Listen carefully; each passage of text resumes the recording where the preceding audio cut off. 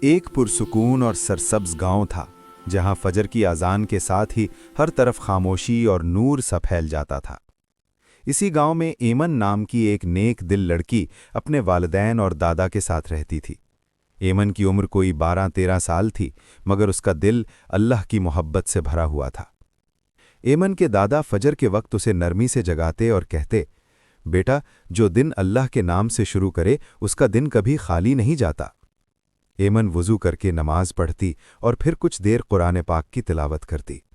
شروع میں وہ صرف چند آیات پڑھ پاتی، کبھی نیند آ جاتی، کبھی دل اکتا جاتا، مگر پھر وہ اپنے دل سے کہتی، یہ سب میں اللہ کے لیے کر رہی ہوں، کسی کو دکھانے کے لیے نہیں۔ وقت گزرتا گیا۔ ایک دن ایمن نے دیکھا کہ اس کی کچھ سہیلیاں موبائل پر کھیلتی رہتی ہیں اور نماز میں سستی کرتی ہیں۔ انہوں نے ایمن سے کہا، اتنی صبح کیوں جاگتی ہو؟ تھوڑا آرام بھی کر لیا کرو۔ ایمن مسکرا دی، مگر دل میں ایک لمحے کو خیال آیا، کیا میں واقعی صحیح کر رہی ہوں؟ اسی دن شام کو وہ دادا کے پاس بیٹھیں تو دادا نے بڑی محبت سے کہا، بیٹا یاد رکھو، اللہ وہ عمل قبول کرتا ہے جو خاموشی سے اور خالص نیت سے کیا جائے۔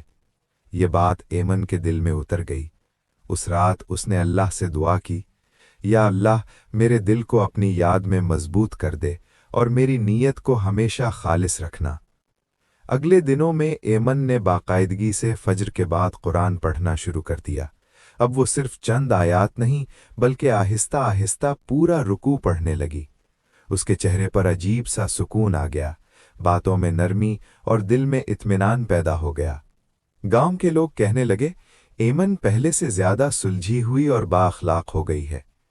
ایک دن مسجد میں امام صاحب نے بچوں سے خطاب کرتے ہوئے کہا، جب کوئی بچہ اللہ کے لیے وقت نکالتا ہے تو اللہ اس کے وقت میں برکت ڈال دیتا ہے۔